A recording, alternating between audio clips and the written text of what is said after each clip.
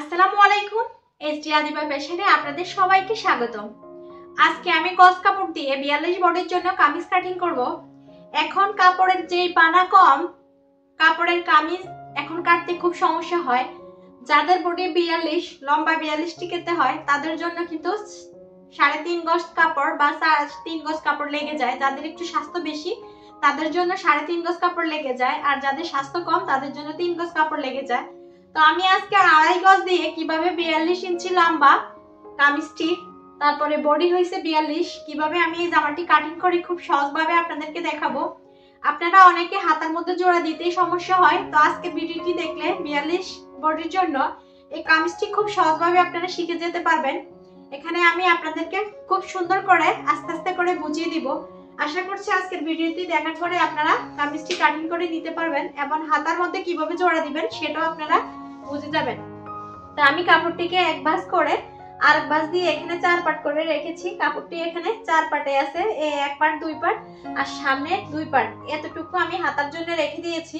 তো এই হাতাটা জোড়া দিয়ে কিভাবে আপনারা সেলাই করবেন খুব সহজেই কিন্তু আমি আপনাদেরকে দেখাবো।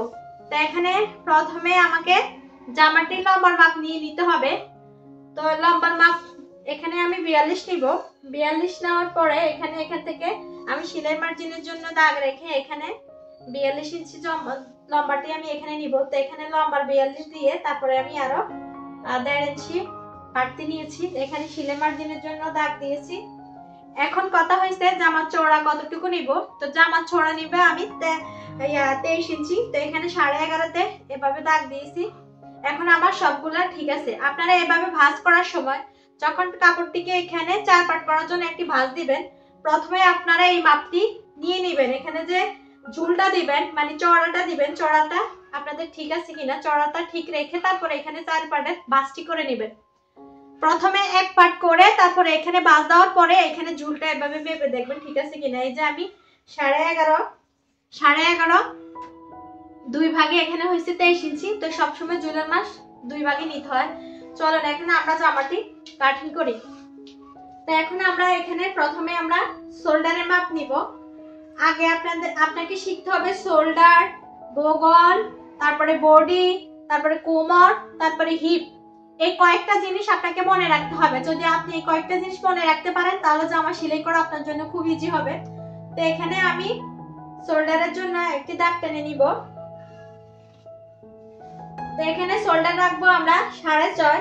এখানে শোল্ডারের মাপ হইছে আপনার 13। তো 13কে 2 দিয়ে ভাগ করলে শোল্ডারটি হইছে 13। তো 13কে 2 দিয়ে ভাগ করলে এখানে 6.5 হয়। আমি 6.5 একটি দাগ টেনে নিয়েছি। তো শোল্ডার যতটুকু, এই যে বগলের মোড়াটাও আমরা 6.5 নিব। এখন এখানে যে আমরা 6.5 দিয়েছি এখান থেকে এখানেও ধরে 6.5 ঠিক আছে কিনা সেটাকে আমরা মাপ দিয়ে দিব। এই যে এখানে ধরে এখানেও 6.5 ঠিক আছে কিনা মাপ দিয়ে দিব। দিয়ে এখন আমরা এখানে বক্স করে নিব। এই যে বক্স করে নিব।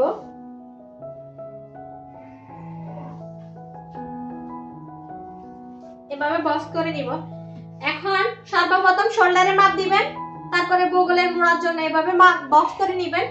আর এই বগলের মোড়া থেকে এটা হইছে কিন্তু বডির পার্ট। এখানে কিন্তু বডির পয়েন্টটা বসাতে হবে। তো তার আগে এবার গলায় আসেন। গলাটা কিন্তু আমি বুকরাম দিয়ে দিব, সেজন্য আমি গলাটা কাটবো না। তো শোল্ডারের মাপ দিয়ে তারপরে বগলের মাপটি দিয়ে দিবেন। শোল্ডার যতটুকু দিবেন, যে কোনো বডির জন্য শোল্ডার যতটুকু দিবেন এখানে বগলের মাপটিও ঠিক ততটুকুই দিয়ে দিবেন। কিন্তু যাদের একটু স্বাস্থ্য বেশি, হাত মোটা, তাদের জন্য শোল্ডার আন্দাজে এখানে একটু বাড়িয়ে দিতে পারেন।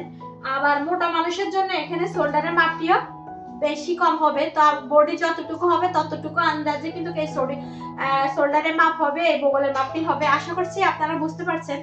এখন আমি এই বডির মাপ এখন নিয়ে নিয়েছি। এই বগলের পার্টটি পর থেকে কিন্তু বডির মাপটি হবে। তারপরে এখানে কোমরের মাপ, তারপরে হিপের মাপ। এখন আমরা হিপের মাপ আগে নিয়ে নিব। তো এই সেলাই মার্জিনের দাগটি থেকে এভাবে ধরে আমরা এখানে হিপের মাপ নিয়ে নিব। এই যে এখানে হিপের মাপ নিয়ে নিব। তো 40, তারপরে 42, 44 বডির জন্য এখানে আপনি 20 নিতে পারেন। তবে জামাটির লম্বা বুঝে সবসময় আপনাকে এখানে হিপের মাপটি দিয়ে দিতে হবে। তো জামা যতটুকু লম্বা থাকবে ততটুকু যে হিসাব করে আপনাকে এখানে হিপের মাপ নিতে হবে, বা মানুষটি কতটুকু লম্বা খাটো, এখানে জামার লম্বার উপরে বেসিস করে এখানে হিপের মাপ নিতে হবে। আমার 42 লম্বার জন্য এখানে আমি 20 একটি দাগ দিয়ে দিয়েছি। তো এখানে এটা হবে আমার হিপের মাপ। তো এখানে আমি এই পয়েন্ট আন্দাজে সোজা বরাবর এই যে দাগটি দিয়ে দিব, এই যে সোজা বরাবর দাগটি দিয়ে দিব। এখন আমাকে প্যাটার্ন মাপটি বাইর করতে হবে। তো প্যাটার্ন মাপ কিভাবে বাইর করবেন লক্ষ্য করেন, এখানে বডির পার্টের দাগটি থেকে হিপের মাপের দাগটিকে এভাবে ধরে পিতাটিকে এভাবে ধরে এতটুকুর মধ্যে নিয়ে একটা বাঁশ দিবেন। বাঁশ দেওয়ার পরে যে অংশটুকু থাকবে, এখানে 7-এর 1 সুতা পেয়েছি আমি, 7-এর 1 সুতা পেয়েছি। তো এই 7-এর 1 সুতাকে এখানে ধরে এখানে ধরে একটি দাগ দিয়ে এই দাগটিকে মিলিয়ে দিবেন। এই দাগটি কিন্তু আপনার কোমরের মাপ হবে। এখানে আরেকটি কথা আছে, যাদের এইদিকে এই জায়গাটা বেশি থাকে তাদের এখানে এদিকে একটু 1 ইঞ্চি বাড়িয়ে নিতে হবে। যাদের এটা মোটামুটি সমান থাকে বা ঠিক মতো আছে তাদের 2 ভাগের 1 ভাগ নিলে হয়ে যাবে। তো আমি এখানে 2 ভাগের 1 ভাগে আজকে নিয়ে নিব। তো এখন আমরা শোল্ডারের মাপ পেয়েছি, বডির মাপ পেয়েছি, কোমরের মাপ পেয়েছি, হিপের মাপ পেয়েছি। আশা করছি এই দাগগুলো আমি কিভাবে দিয়েছি আপনারা সেটা বুঝতে পারছেন। তো এই নামগুলো ঠিকমতো মনে রাখবেন, মনে রাখলে আপনাদের এগুলা দিতে সুবিধা হবে। এখন আমি এই আর্মহোলের মাপগুলো আমরা বের করে নিব। তো এখানে আমি 6.5 দাগ দিছি। তো 6.5কে এভাবে 2 ভাগে ভাগ করে নিলে যে অংশটুকু পাবে এক অংশ এখানে বসিয়ে দিতে হবে। তো আমি 3-এর 2 সুতা পেয়েছি। তো এখানে 3-এর 2 সুতার মধ্যে একটি এভাবে দাগ দিয়ে দিতে হবে। এখন 3-এর 2 সুতাতে এখানে দাগ দেওয়ার পরে এখানে আমাকে এই কোণা বরাবর এভাবে একটি দাগ দিয়ে দিতে হবে। তারপরে এখানে 1.5 ইঞ্চির মধ্যে এভাবে একটি দাগ দিয়ে দিবেন। 1.5 ইঞ্চির মধ্যে দাগ দিয়ে এখন আপনি এখানে বডির মাপটি নিয়ে নেবেন। তো বডির মাপ হয়েছে আপনার এখানে 42 বডি। তো 42 বডিকে এখানে 4 দিয়ে ভাগ করবেন। সবসময় বডির মাপ 4 দিয়ে ভাগ করতে হয়, কোমরের মাপ 4 দিয়ে ভাগ করতে হয়, হিপের মাপ 4 দিয়ে ভাগ করতে হয়। তো এখানে 4 দিয়ে ভাগ করে আমি এখানে 10.5 পাইছি। তো 10.5 একটি দাগ দিয়ে দিব। 42কে যদি 4 দিয়ে ভাগ করা হয় তাহলে কিন্তু এখানে 10.5 হয়। আর এখানে হইছে কোমরের মাপ। তো কোমরের মাপ এখানে হইছে আপনার 38। তো 38কে 4 দিয়ে ভাগ করবেন। এখানে আপনার কোমরের মাপ কম বা বের যতটুকু হয় যতটুকু হইব ততটুকুকে 4 দিয়ে ভাগ করবেন। ভাগ করে এক অংশ এখানে বসিয়ে দিবেন। তো আমার 38কে 4 দিয়ে ভাগ করে এক অংশ এখানে 9.5 হয়েছে। 9.5 আমি দাগ দিয়ে দিচ্ছি। তো সেম ভাবে এখন হিপের মাপ এখন এখানে 42। তো 42কে 4 দিয়ে ভাগ করে এক অংশ এখানে বসিয়ে দিয়েছি। তো এখানে 42-এর 4 দিয়ে ভাগ করার পরে এক অংশ হয়েছে 10.5। তো এখানে 10.5 আমি দাগ দিয়ে দিয়েছি। এখন এখানে যে আমি বডির পার্ট পেয়েছি, এখন এখান থেকে সুন্দর করে রাউন্ড করে এই রাউন্ডটি এখানে মিলিয়ে দিব। এই যে রাউন্ডটিকে এখানে মিলিয়ে দিব।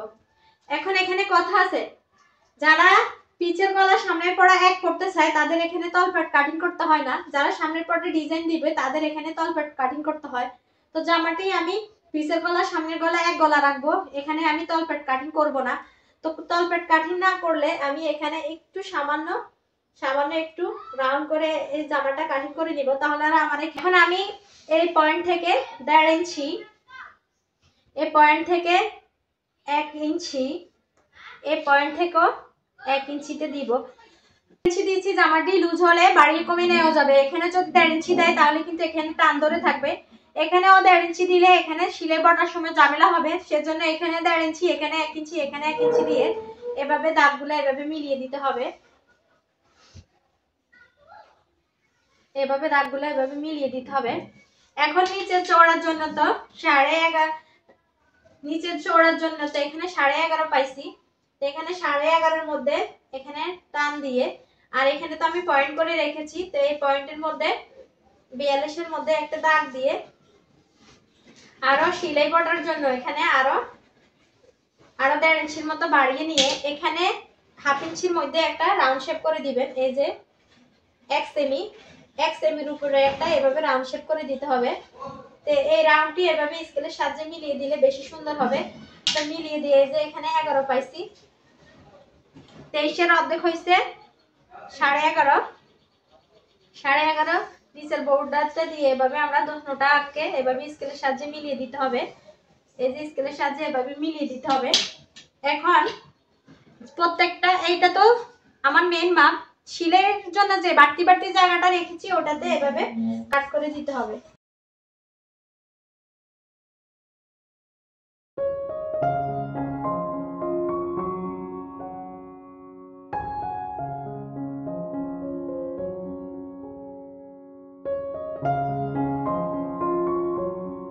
পয়েন্টে পয়েন্টে একটি একটি করে এভাবে কাট করে দিবেন।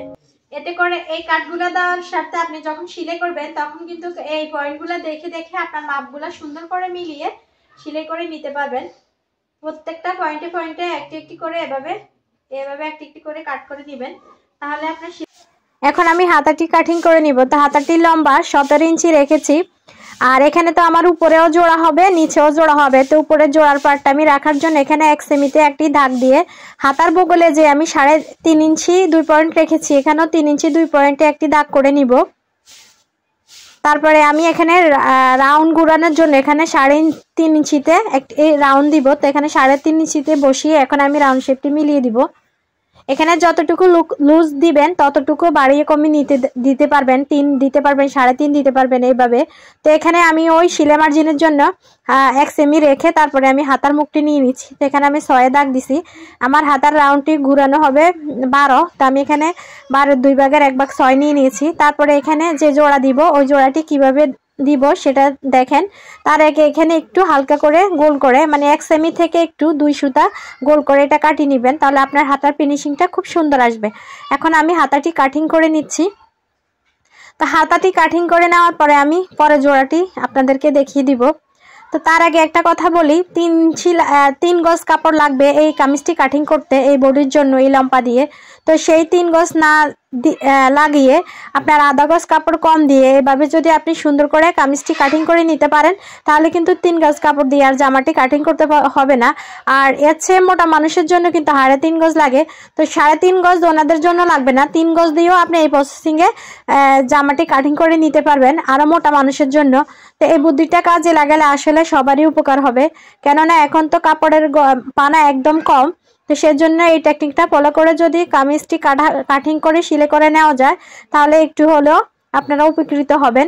তো এখানে 9 আমি রাউন্ডটি ঘুরিয়ে এখানে 9 মধ্যে দাগ দিয়ে সেলাই মার্জিনের জন্য আরও 1 ইঞ্চি বাড়িয়ে নিয়ে তারপরে আমি এখানে কোনাকুনিভাবে এই যে কোনাকুনিভাবে যতটুকু আমার দরকার এভাবে কোনাকুনি শেপ দিয়ে তারপরে আমি এটাকে কাটিং করে নিচ্ছি। তারপরে এই জোড়াগুলো আমি এখানে হাতার মধ্যে দিয়ে দিব আর উপরে একটা জোড়া খাবে। তো আজকে এই পর্যন্ত। আল্লাহ হাফেজ, আসসালামু আলাইকুম।